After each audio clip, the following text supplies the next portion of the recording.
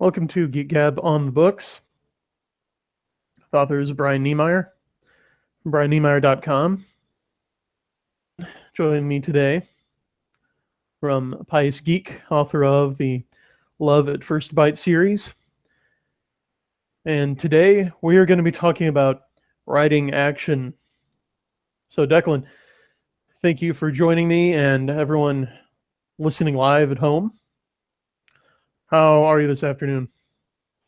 Oh, I'm doing great. Pleasure to be here. It's a pleasure to have you. What we're interested in today is your approach to writing action, right? Writing action scenes in your fiction. So, from what I understand, you've got two main series: the aforementioned Love at First Bite and A Pious Man, which do contain their fair share of action. So, you can just give us an overview of your approach to writing action scenes that pop and engage the reader, that keep the stakes and dramatic tension high. Please feel free to share. Okay. Well, part of my approach is more or less what Mickey Spillane, I believe it was Mickey Spillane, who once described it as whenever the plot gets slow, send a man through the door with a gun. I consider for a moment that I grew up with Die Hard as my Christmas movie from age 8 onwards. So I've kind of had a fair appreciation for action. No, a lot of what I do is basically, move the plot forward as much as I can. Then when it's okay, when I am starting to get bored with what I'm writing, first I backtrack to make sure that I shouldn't have thrown in somebody with a machine gun a few pages ago, and then figure out if there's any good way to actually have a bit of action, either direct confrontation or just plain running. I don't do a heck of a lot of chases, mainly because, well, I've lived my entire life in New York. Trying to have a car chase in Manhattan is hilarious because car chase, gridlock. It's just easier for everyone to get out and run. Right, I'm reminded of Die Hard 3, I think it was, with Ed McClane running all around town on various wild goose chases and scavenger hunts. So Yes. not terribly accurate then, you would say. Oh no. The most accurate part of Die Hard 3 was probably, see, we've got gridlock. I didn't say I was going to drive through Park Drive. I said I was going to go through the park. And then he goes off the road through Central Park and nearly hits like 24 people. And, Okay, watch that. more gridlock. We need an ambulance to follow. Okay, we get an ambulance to follow. More gridlock. So, yeah, that part was perfectly reasonable. But, yeah, it was thankfully insane. Good to know. Your approach reminds me somewhat of what movie maker Robert Rodriguez recommended in, I think it was in his book Rebel Without a Crew, which was specifically for writing screenplays, but you could use it for novels, where if you get stuck, he recommended getting some 3x5 index cards and just color coding them, breaking them up into like character, scenes, and events, and then dealing one of each to yourself in succession until something happens. So, for example, you would deal a card. Okay, it's a bedroom. Okay, well, who's in the bedroom? Oh, let's see here, your girlfriend and your brother. This is a draw that we actually got.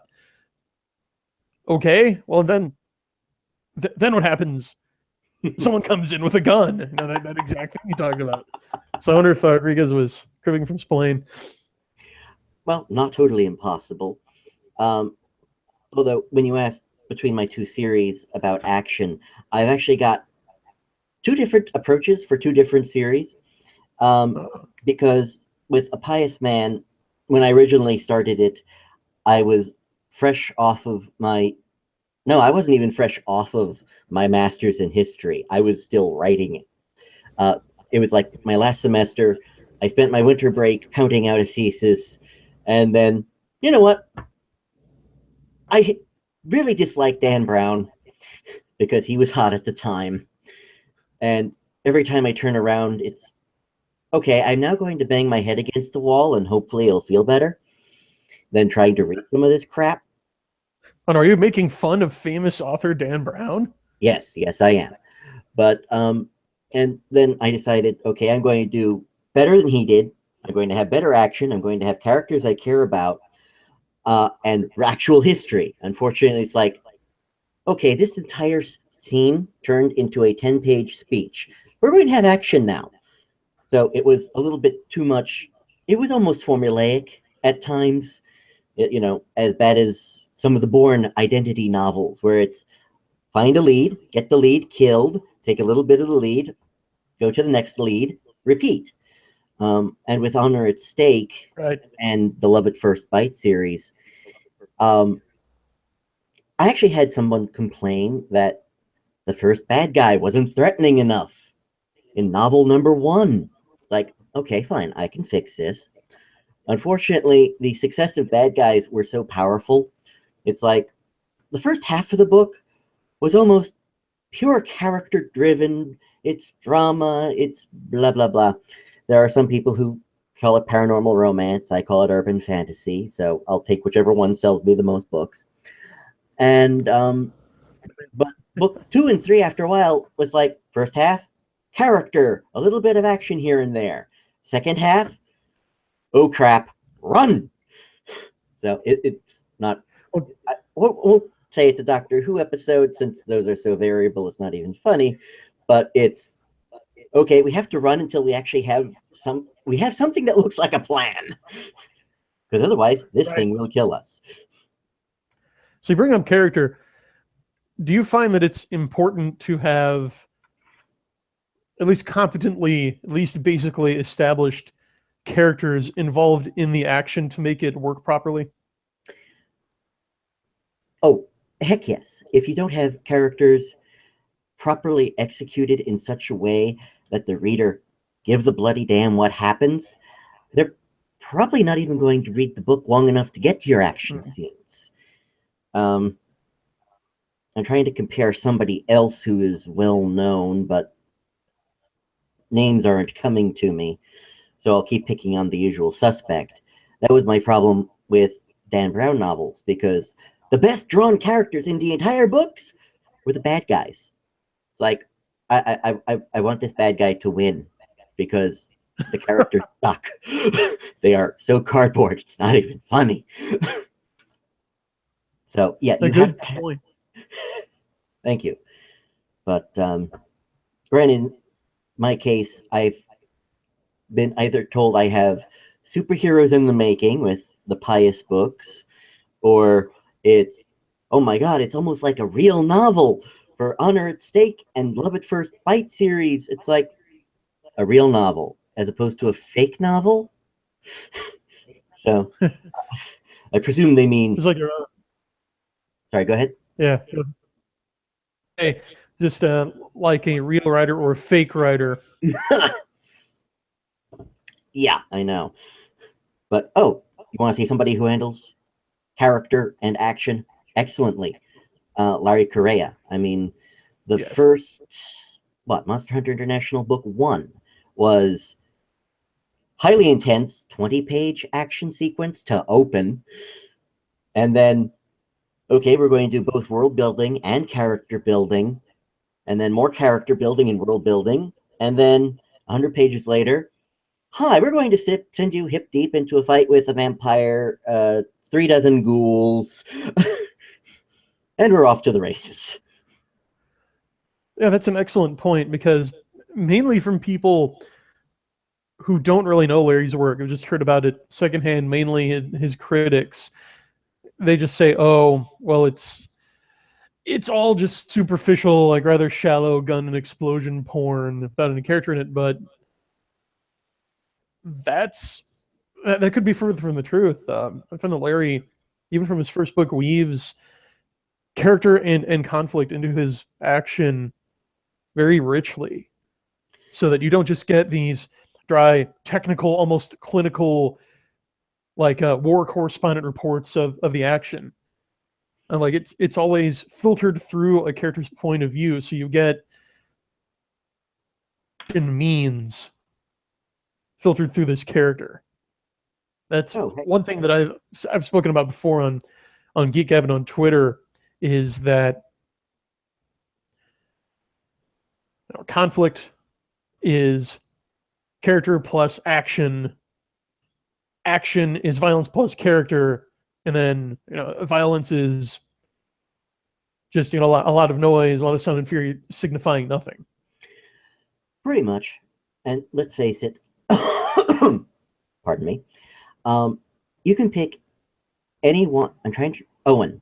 The main character is Owen in the first few books, and pick any member of his team, and they have more depth of character than a lot of main characters I've read.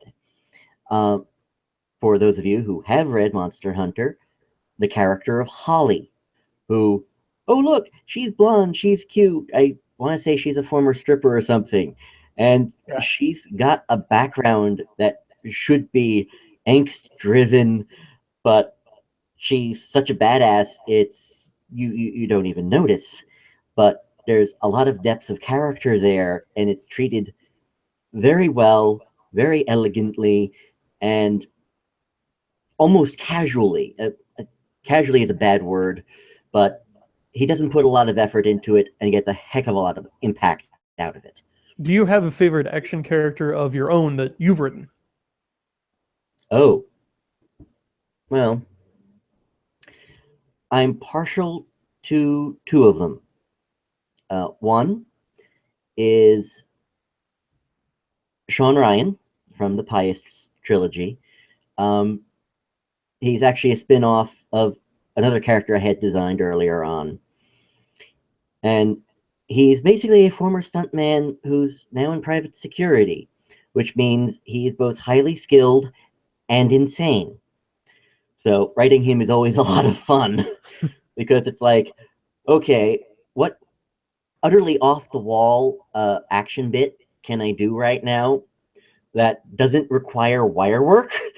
And it's like, okay, give it to Sean, and when it's straight up technical fight or technical and creative combat, it's Marco Catalano from the Love at First Bite series, because I've graduated into third level Krav Maga, which is basically practical hand-to-hand combat brought to you by the Israeli military. And that's pretty much where it's like, okay, I know exactly how this should operate and how tired he should be afterwards. So I would say it's probably the most realistic fight scenes I've done with him, except, he's fighting vampires. So, okay. And I've got somebody, I see somebody in chat, my cover artist, Dawn, insisting that her favorite action character I've done is Mandy from the Last Survivors series, codename Winterborn, and all she does is shoot people. Nothing wrong with that. Yeah. Good choice, Don. So we're almost out of time. So I think to sum up, we could say pacing is important. And I think, like Larry said, that if he writes like 5,000 words about something blowing up, he starts to get a little jittery. So make sure that you sort of sprinkle your action kind of like breadcrumbs about the plot. Falls, fails, send man with a gun in. Make sure that you've established your character so people care about the action, and don't be afraid to filter the action through the POV character's point of view. And most importantly, make sure it's fun for the reader. Absolutely. All right. Well, is there any final message that you would like to deliver to our live audience? Well, the knee-jerk reaction is please buy my books. It's Declan Finn. No, actually, Which you can what find I a would link to in the show notes, by the way. But go ahead. actually I would like everyone to remember that now that we are still in award season, and there is the Dragon Awards kicking about, and they've got some interesting eligibility schedules. So be careful when voting. I've got a few suggestions on my www.declanfinn.com blog. It's a featured post, so it's easy to find. So due to both of our experiences over the past few years, I really want to see the Dragon Awards come into their own, even though it's only the second year. Dang, those awards are shiny. You would know. Thank you for delivering mine and Nicole's, and I think John C. Wright's. Yeah. Hey, I'm just glad that of the 3 packages I sent out that day, yours showed up, Nick Cole showed up.